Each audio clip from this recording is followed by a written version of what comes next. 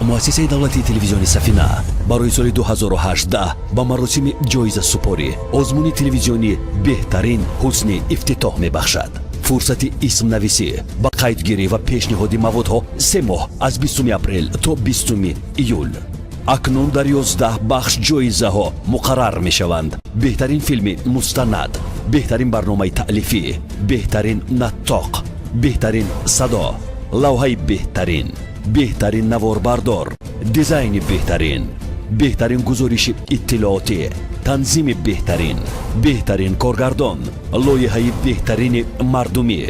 тамоми шабакаҳои телевизионӣ, студияҳои хусусӣ ва марказҳои продюсерӣ метавонанд исмнависӣ карда барнома пешкаш намоянд.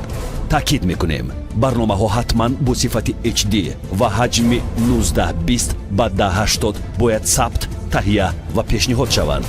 бо ин арқом маълумоти бештар бигиред. 93 537 0066 227 78 07. инҷо ҷои беҳтаринҳост.